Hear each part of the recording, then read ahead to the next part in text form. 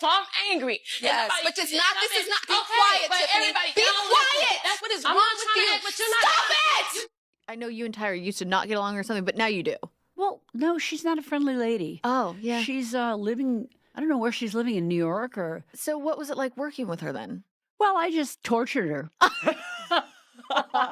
Because if she was going to be mean to the girls, and I saw her ploy. Now, I think everybody remembers Lisa as what people, the fans say, the wild child from Cycle 5. And then she said, but what you don't know is that she has been physically and sexually abused most of her childhood. It was like ice in my veins. This episode is like grilled into my brain. I remember watching Gina be so upset when they were taking off her wig and shaving her head. And we're hearing Gina speak about her experience on America's Next Top Model, and I'm convinced that this is more sinister than I already thought that it was. Tyra Banks had a $10 million mansion and a $1 billion brand, and she watched both get buried under a single trending hashtag. Tyra is over was circling the globe in real time. The woman who built her entire name on lifting other women up had somehow become the villain of her own story.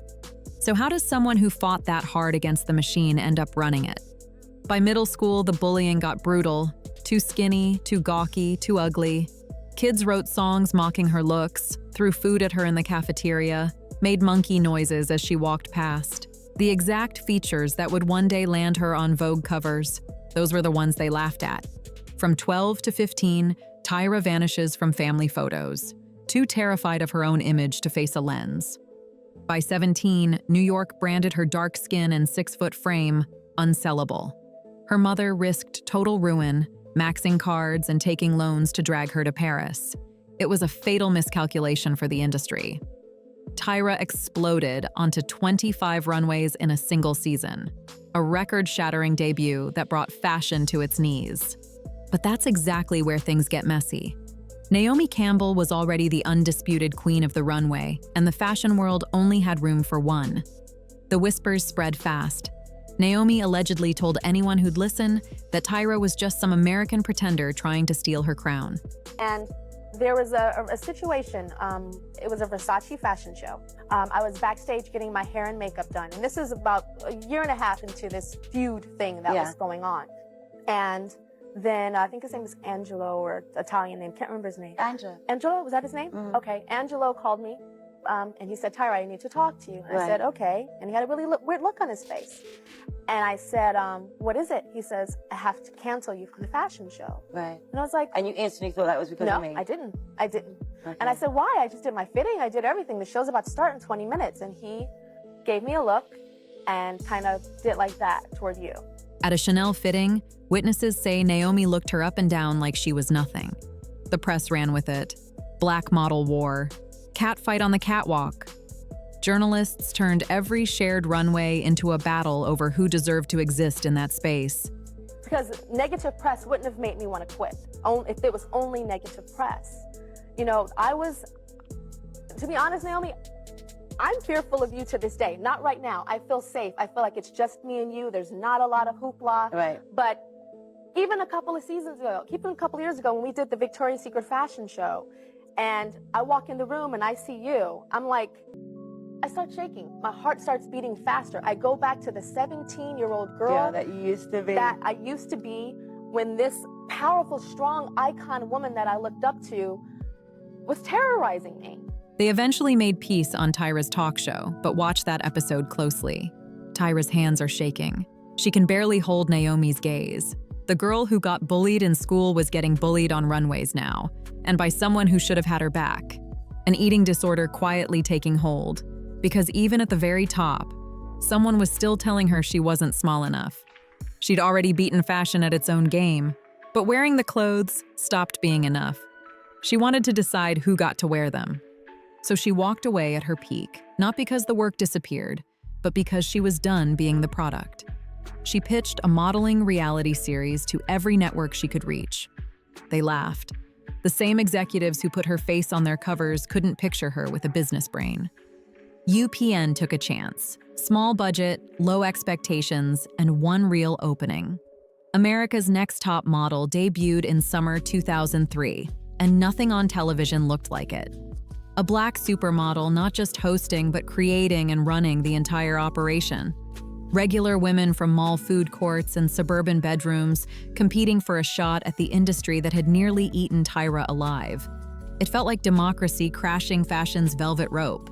And then I look over and I see Tyra just sitting there. I'm like, you. I was like, you. I was so livid. The PA really calmly takes me backstage. And then he opens the door to some room and he just closes the door behind him. But here's where it gets complicated. Tyra built her whole brand on a contradiction, and audiences didn't catch it for years.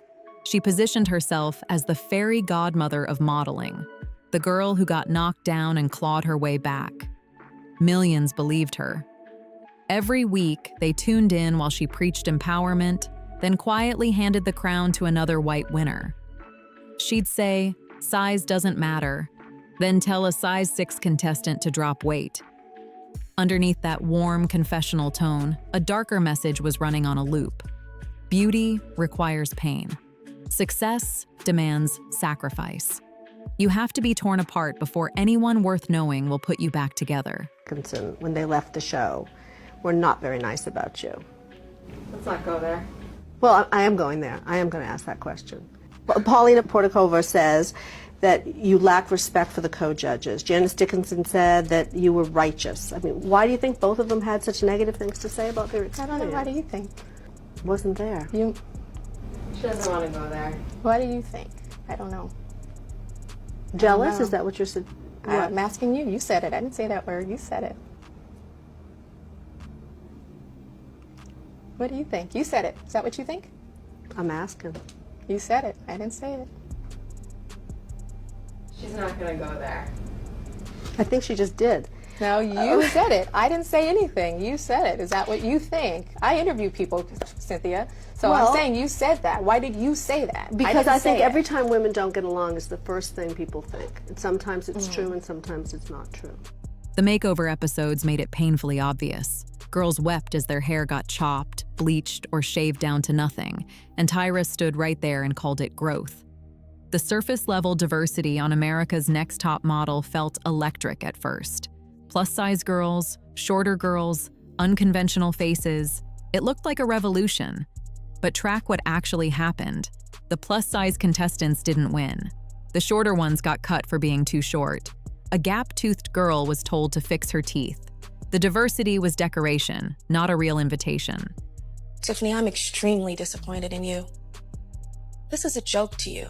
You've been through anger management. You've been through your grandmother getting her lights turned off to buy you a swimsuit for this competition. And you go over there and you joke and you laugh. This is serious to these girls. And this should be serious to you. Looks can be deceiving. I'm hurt. I am.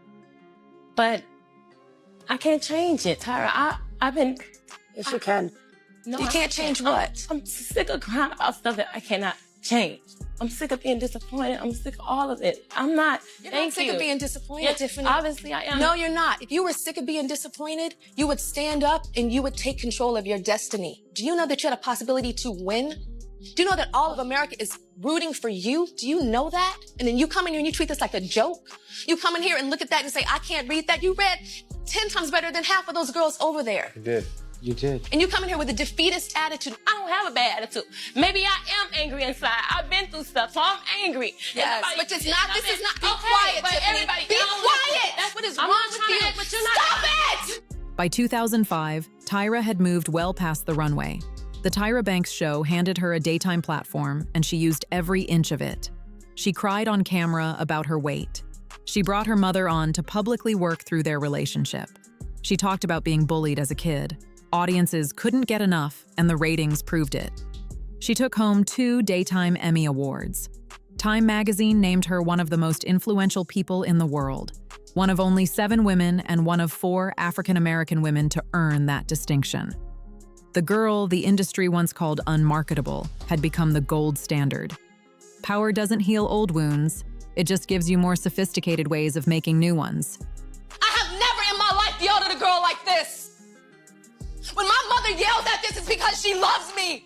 I was rooting for you. We were all rooting for you. How dare you? Learn something from this. When you go to bed at night, you lay there and you take responsibility for yourself, because nobody's going to take responsibility for you. You rolling your eyes and you act like this because you've heard it all before. You've heard it all before. You don't know where the hell I come from. You have no idea what I've been through. But I'm not a victim. I grow from it and I learn. Take responsibility for yourself. Go back and watch the talk show episodes. There's the one where Tyra wore a fat suit to experience what overweight women go through daily. She performed outrage. She cried for the cameras. Every overweight woman watching from home already knew the truth. Tyra got to take that suit off when filming wrapped. Their reality wasn't a costume she could unzip. Then there's the episode where she had a black man wear whiteface to explore racial dynamics. The audience clapped. Tyra smiled. Not one person in that studio stopped to ask whether any of this was actually helping or quietly making things worse. Her intervention episodes are exactly what they sound like. Tyra shows up at schools with a film crew, corners mean girls, and makes them cry on television. It's framed as healing. It's really just humiliation dressed up in therapy language. She also published Model Land, a fantasy novel that landed on the New York Times bestseller list in 2010. It follows a girl surviving the brutal world of a modeling school. Critics kept coming back to the same detail: how often the word pain appears, and how suffering gets framed as the price of beauty. Sound familiar? The empire looked untouchable. Tyra had done what no model before her pulled off, crossing from fashion into something much bigger. She even trademarked Smy's cream for an ice cream line. When you've built an entire brand around teaching girls to smile with their eyes, why not sell them dessert while you're at it? History has a habit of catching up with empires built on controlling other people's beauty, and they never crumble slowly. March 2020. The world is locked down, people are bored, and someone starts rewatching old episodes of America's Next Top Model. What they find isn't the nostalgia trip they expected. It starts as jokes, TikToks mocking Tyra's dramatic eliminations, the over-the-top reactions, the camp of it all. People called it iconic cringe, but then the Danielle Evans clip surfaces, and the tone shifts completely. Tyra keeps pushing Danielle about her gap tooth relentlessly, like she's trying to grind her down. Danielle, who actually won that cycle, just takes it. Yeah. So, Danielle, you went to the dentist, but you refused to have your gap closed. The gap is staying, sucker. Do you really think you can have a CoverGirl contract with the gap in your mouth? Yeah, why not? This is all people see. It's Easy Reads Beautiful CoverGirl. It's not marketable. Yeah, just a little bit is okay, but I don't want to completely close it. Well, I guess she just left the gap wide open for another girl, baby. I agree. You'll get them teeth done? All the way, completely closed. I think all the way. Congratulations. Still in the running towards becoming America's Next Top Model. In 2020, though, audiences see it for exactly what it is: a black woman telling another black woman that her natural features need to be corrected. The clip goes viral, and the comments are brutal. That's just the beginning. A photo shoot surfaces where models are painted as different races: white girls in blackface, black girls lightened to appear biracial, Asian girls in prosthetics to look Latina. The show called it a celebration of biracial beauty. Nobody watching in 2020 sees it that way. Then there's the clip of Tyra screaming at Tiffany Richardson for not crying after her elimination. Tiffany quietly explains she processes things differently. Tyra refuses to hear it. A black woman being punished for not performing grief on someone else's schedule? The internet clocks it immediately. Also for Top Model, she said that it's like 20 minutes per roasting session each person. And you're not supposed to say anything or this happens. This is where we finally see what producer said. Tiffany says she recalls Tyra yelling, "You can go back to your house and sleep on the mattress on the floor with your baby." And she said this in front of the judges. She said this in front of all of the contestants and friends. Like, Tyra, how dare you? Like, how dare you? Someone's like deepest, darkest struggles, and you're sitting over here using it to try to prove a point to you or to try to get back at her. And this is a 20-year-old. You're fighting with a 20-year-old. You grown. The pile keeps growing. Girls posed as murder victims. Models shooting in freezing water while visibly shaking. A contestant having a panic attack on set, with Tyra calling her unprofessional. Another eliminated for refusing to pose nude, framed as a failure of ambition. The woman who built her whole brand on lifting women up is starting to look like the exact opposite. Then the real bombshell drops.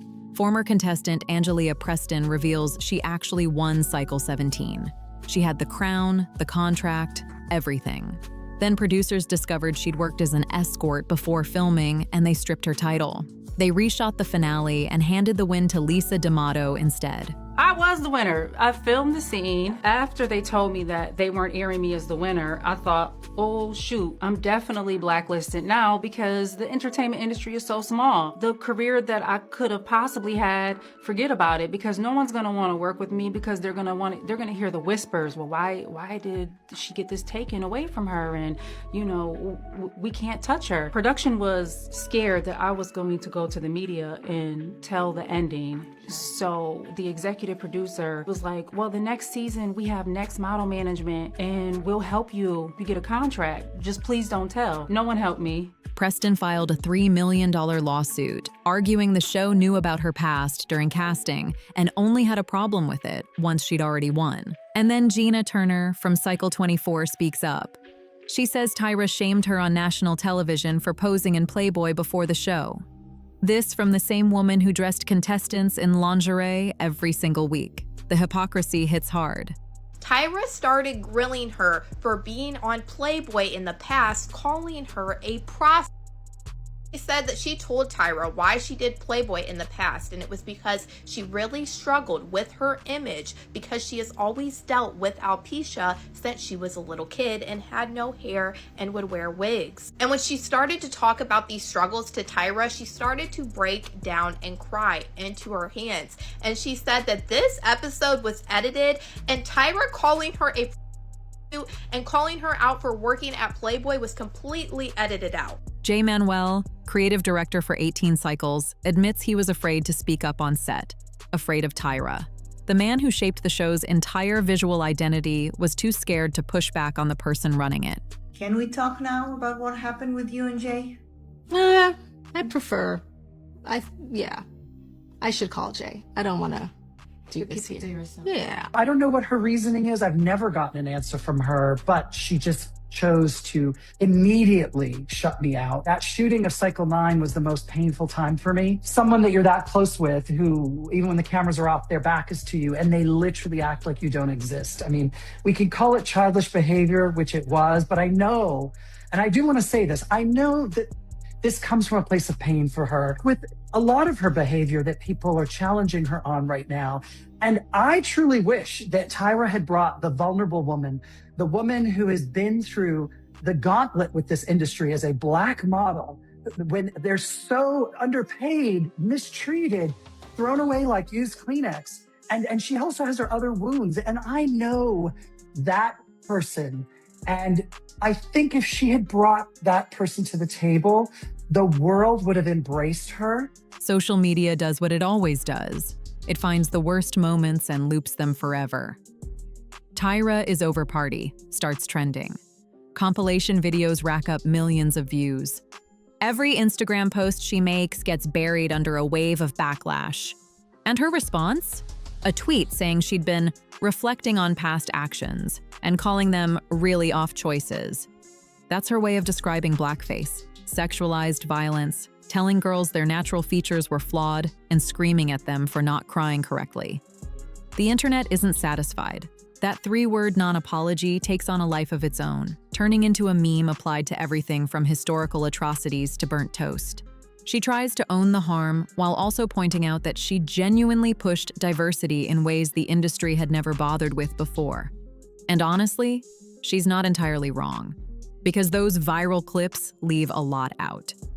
Eva Marcille, Yaya DaCosta, Annalay Tipton all built real careers after the show. ANTM cracked open doors for models who had no other way in. Does that erase the damage? Not even close. But it makes the story far messier than a simple villain edit. Tyra Banks wasn't just a villain. She was a revolutionary who eventually became the establishment she once fought against. A survivor who passed the same wounds down the line.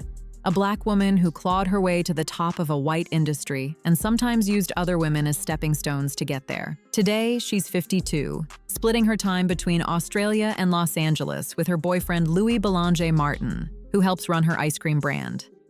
She really did launch Smize Cream, because even in semi-retirement, Tyra Banks is still selling you something. Look at what she actually built. First black woman on the covers of GQ and Sports Illustrated. A Victoria's Secret angel when that title still carried real weight. Emmy winner. Time 100 honoree. A global TV franchise with her name on it. The resume alone should write the legacy. But credentials don't tell the full story. She was the outsider who became the gatekeeper, the victim who became the bully, the woman who fought the system, then quietly became it. The fashion industry trained her. She just learned those lessons a little too well. She absorbed every bit of cruelty thrown at her. And when she finally had power, cruelty was the only currency she knew. The girl called Chocolate Cake Face grew up telling other girls they weren't beautiful enough. The model written off as too ethnic for mainstream America grew up deciding who belonged on television. So what do we actually do with Tyra Banks? Cancel her? Forgive her? Maybe we just see her clearly, possibly for the very first time. Not as a hero, not as a villain, but as a mirror, reflecting back every way ambition can swallow compassion whole. Here's the plot twist nobody really wants to sit with. Tyra may never have had a real choice.